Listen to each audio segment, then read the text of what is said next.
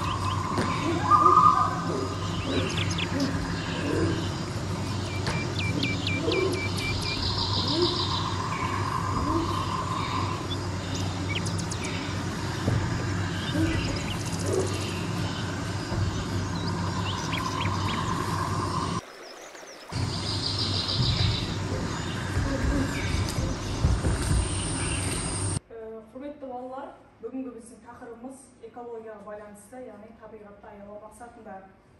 Оқушылар, қандай экологиялық проблемаларды білесіңдер? Және Маңғыстау өңірінде қандай экологиялық проблемаларды атай аласыңдар? Осы проблемаларды шешу ретінде не айта аласыңдар? Менің ойымша, өркениет пен экономика үшін дамыған сайын біздің табиғатқа келтіретін зиянымыз көбейіп келе жатыр. Сол үшін де дамыған мемлекеттердің көбісі қоқыстарды босқа жібермеу үшін, табиғатқа зиян келтірмеу үшін оларды керісінше әртүрлі бағдарламаларда қолданады екен. Соған байланысты, мысалға, Жапония елінде шыққан қоқыстардың 90%-ын өртеп, қайта өңдеп шығарады. Оларды электр станцияларына қабылдайды екен. Жарайсың, Аружан.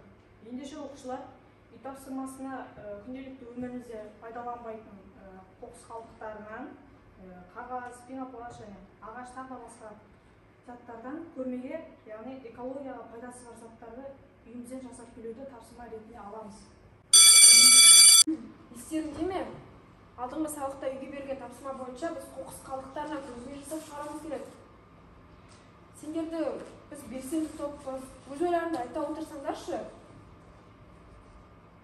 Менің ойымша, мен өзіміздің мектебіміздің маркетін жасап келетін шығармын.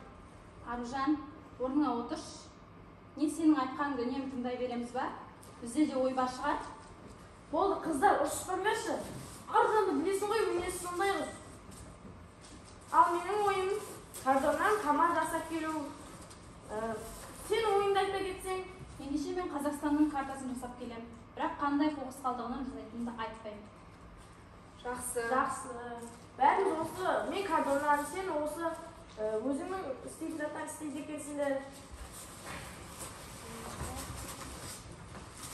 Ал ендеше оқушылар, мен сендерге алдында сабақ бойынша үй тапсырмасына жарамсыз заттан жарамды дүние жазуды тапсырған едім.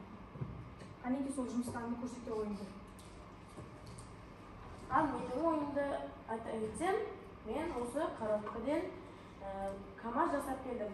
Мен оған сүт коробкасын, тағы да дөңгелектерді қосып жасадым.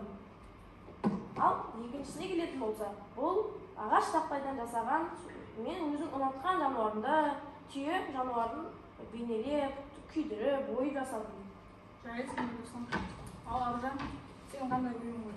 Мен өзімнің сынағымда мектептің маркетін жасап келдім. Бұған пенопластты, коробканы және де тағы да шөптерді қолдандым. Бұны мен жасау үшін 3 күндей уақытым кетті.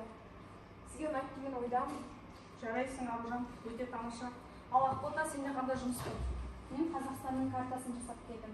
Бұл туындыны шығару үшін маған 3 күн кетті.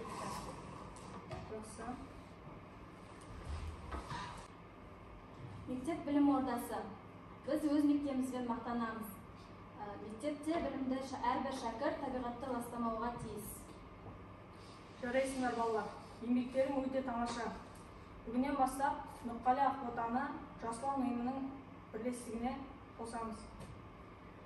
Сендердің бұл жұмыстарыңды Instagram, Facebook арқылы ғаламтор желілеріне салынады, ол жерден ата-аналарында байқай алады. Сендердің жұмыстарың өте тамаша.